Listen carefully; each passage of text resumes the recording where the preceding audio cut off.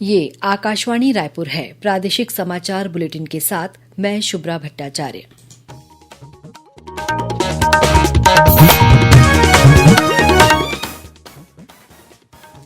और अब पेश है आज के मुख्य समाचार। द्रौपदी मुर्मू ने आज देश के 15वें राष्ट्रपति पद की शपथ ली। केंद्रीय कर्मचारियों के समान महंगाई और गृह भाड़ा भत्ते की मांग को लेकर प्रदेश भर के सरकारी कर्मचारी आज से हड़ताल पर। विभिन्न शासकीय कार्यालयों में कामकाज प्रभावित हुआ। कर्मचारियों की हड़ताल का मुद्दा विधानसभा में भी गूंजा। सदन में आज पारित किए गए 8 विधेयक और 13 से 15 अगस्त तक मनाए जाने वाले हर घर तिरंगा अभियान के बारे में जागरूकता लाने आज दुर्ग में स्कूल कॉलेज के विद्यार्थियों ने निकाली रैली।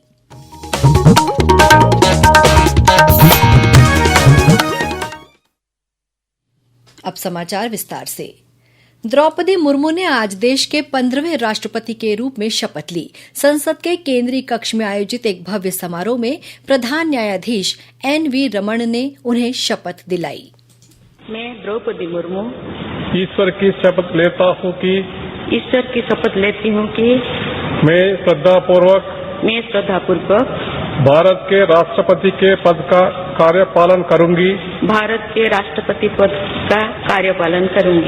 सदा अपनी पूरी योग्यता से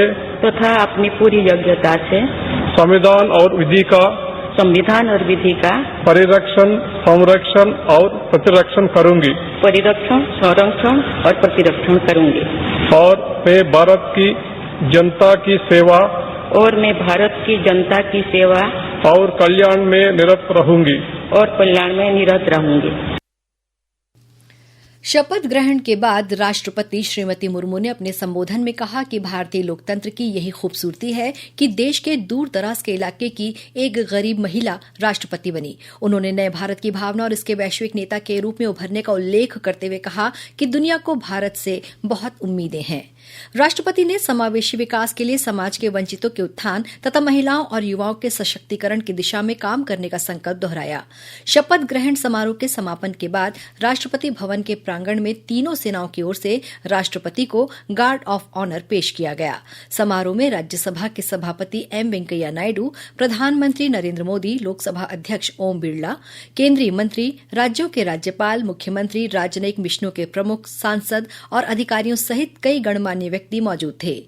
इस बीच प्रधानमंत्री नरेंद्र मोदी ने कहा है कि द्रौपदी मुर्मू का देश की राष्ट्रपति बनना देश के लिए, विशेष रूप से गरीबों, वंचितों और दलितों के लिए एक महत्वपूर्ण क्षण है। केंद्र सरकार के कर्मचारियों के समान 34% महंगाई और गृह भाड़ा भत्ते की मांग को लेकर प्रदेश भर के सरकारी कर्मचारी आज से हड़ताल पर चले गए हैं।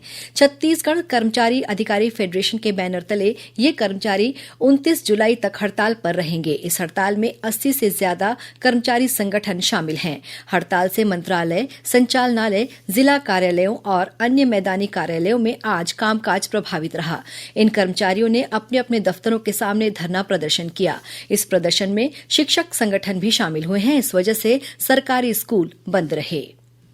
छत्तीसगढ़ विधानसभा के मानसून सत्र के चौथे दिन आज सदन में वरिष्ठ विधायक बृजमोहन अग्रवाल ने राज्य सरकार पर सरकारी कर्मचारियों के साथ वादाखिलाफी का आरोप लगाते हुए काम रोको प्रस्ताव लाया और स्थगन ग्राह्य कर इस पर चर्चा कराने की मांग की। उन्होंने कहा कि प्रदेश के कर्मचारियों को केंद्र सरकार के कर्मचारियों के समान 34% महंगाई भत्ता और गृह भाड़ा भत्ता दिया जाए। प्रदेश में आज से शुरू अधिकारी कर्मचारी फेडरेशन की हड़ताल का जिक्र करते हुए विपक्षी सदस्यों ने कहा कि शिक्षकों की हड़ताल पर जाने के कारण स्कूल नहीं खुले। वहीं कर्मचारियों की हड़ताल से शासकीय दफ्तरों में कामकाज प्रभावित हुआ है। विधानसभा में आज राजस्व मंत्री जय सिंह अग्रवाल ने कोरबा के राजस्व निरीक्षक और पटवारी को निलंबित करने की घोषणा की। प्रश्नकाल के बाद एक ध्यानाकर्षण सूचना के जरिए जनता कांग्रेस छत्तीसगढ़ के धर्मजीत सिंह और भाजपा के बृजमोहन अग्रवाल ने प्रदेश में भू माफिया द्वारा प्रदेश की सरकारी जमीनों पर कब्जे के बारे में जानकारी मांगी। उन्होंने राजस्व मंत्री से प्रदेश देश भर में अतिक्रमित भूमि का रिकॉर्ड मांगा। इसके जवाब में राजस्व मंत्री ने मामले को दिखवा लेने की बात कही।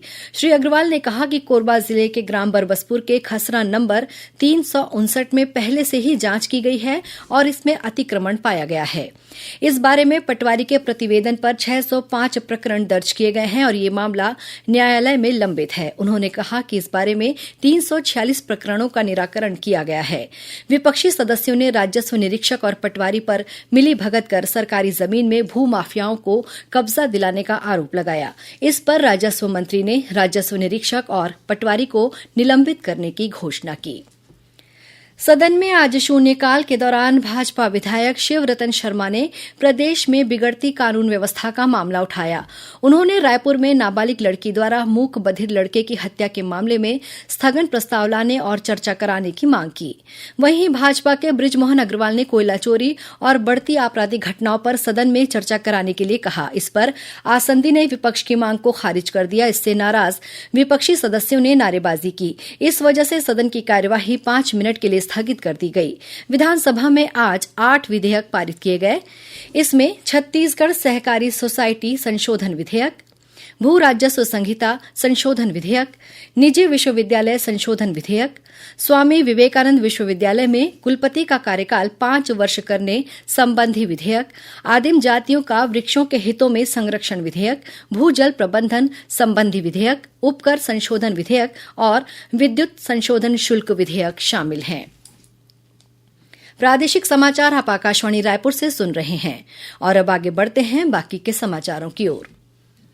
आजादी के अमृत महोत्सव के अंतर्गत 13 से 15 अगस्त तक हर घर तिरंगा अभियान का आयोजन किया जाएगा। इसी कड़ी में आज दुर्ग जिले में स्थित मरौदा सेक्टर के सशस्त्र सीमा बल एसएसबी मुख्यालय से एनसीसी और एनएसएस के कैडेटों के साथ स्कूल कॉलेज के विद्यार्थियों ने जागरूकता रैली निकाली। इस रैली के माध्यम से उन्होंने लोगों से आग्रह किया कि वे 13 से 15 अगस्त तक अपने अपने घरों में झंडा फहराएं।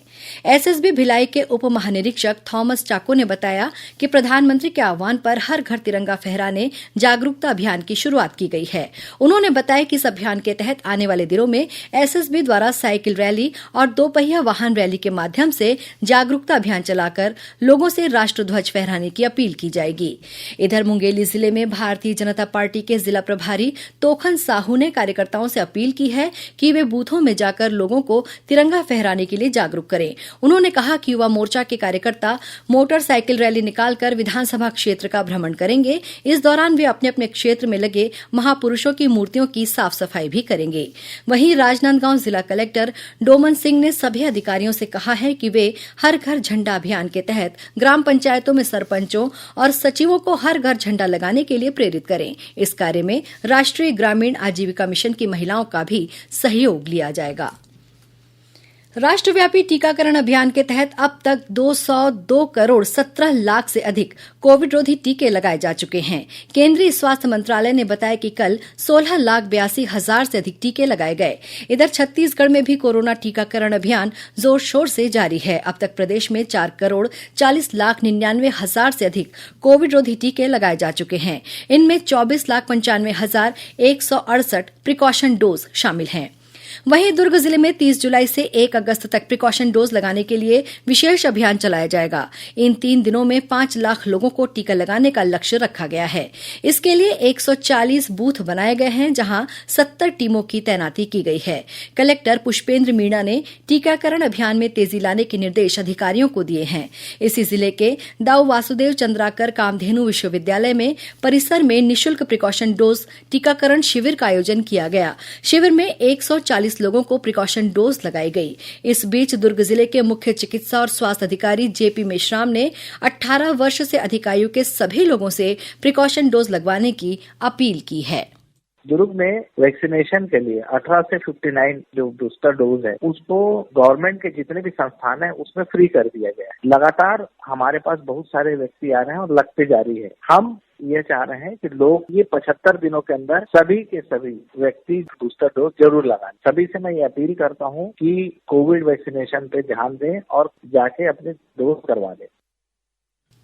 श्रोताओं, आजादी के अमृत महोत्सव पर आकाशवाणी समाचार द्वारा राष्ट्रीय स्तर पर आयोजित की जा रही प्रश्नोत्तरी के तहत आज का प्रश्न है, उस स्वतंत्रता सेनानी का नाम बताएं जिसके खिलाफ ब्रिटिश शासन ने 1928 में तत्कालीन साउथ इंडियन रेलवे में हड़ताल आयोजित करने पर मुकदमा चलाया था। इस स्वतंत्रता सेनानी ने देश में पहली बार मई दिवस का भी आयोजन किया था। श्रोता अपने उत्तर व्हाट्सएप नंबर 8826546262 पर या ईमेल आईडी amritmahotsav@prasarbharati.gov.in पर भेज सकते हैं। इस प्रतियोगिता के लिए एक भाग्यशाली प्रतिभागी को विजेता चुना जाएगा और कल के समाचार प्रभात में उनके नाम की घोषणा की जाएगी। विजेता को ई प्रमाण पत्र और सांकेतिक पुरस्कार दिया जाएगा। और अब कुछ खबरें संक्षेप में। राज्यपाल अनुसुईया उइके और मुख्यमंत्री भूपेश बघेल ने कारगिल विजय दिवस की पूर्व संध्या पर भारतीय जवानों की वीरता को नमन करते हुए कारगिल युद्ध के शहीदों को अपनी श्रद्धांजलि अर्पित की है। उद्योग मंत्री कवासी लखमा और खनिज विकास निगम के अध्यक्ष गिरीश दिवांगन ने कल रायपुर में छत्तीसगढ़ पुलिस परिवार द्वारा संचालित श्री प्रयास एजुकेशन सोसाइटी में एलसीडी प्रोजेक्टर का उद्घाटन किया। दुर्ग रेलवे स्टेशन में चलती ट्रेन में चढ़ने का प्रयास कर रहे लोको पायलट की ट्रेन की चपेट में आने से मौत हो गई। माओवादियों की कोंटा एरिया कमेटी ने एक प्रेस नोट जारी कर सुकमा जिले के बीराभट्टी और पोलमपल्ली में पिछले दिनों 2 ग्रामीणों की हत्या करने की जिम्मेदारी ली है। जांजगीर चांपा जिले के देवरी मठ गांव में नहाने के दौरान एक युवक महानदी में बह गया। एसडीआरएफ की टीम युवक की तलाश कर रही है। और कबीरधाम जिले की बोड़ला पुलिस ने गांजा तस्करी के आरोप में 2 लोगों को गिरफ्तार कर उनके पास से करीब 21 किलोग्राम गांजा जब्त किया है। इसकी अनुमानित कीमत करीब 20 लाख रुपए बताई गई है। अंत में मुख्य समाचार एक बार फिर। द्रौपदी मुर्मू ने आज देश के 15वें राष्ट्रपति पद की शपथ ली। केंद्रीय कर्मचारियों के समान महंगाई और गृह भाड़ा भत्ते की मांग को लेकर प्रदेश भर के सरकारी कर्मचारी आज से हड़ताल पर। विभिन्न शासकीय कार्यालयों में कामकाज प्रभावित हुआ। कर्मचारियों की हड़ताल का मुद्दा विधानसभा में भी गूंजा। सदन में आज पारित किए गए 8 विधेयक।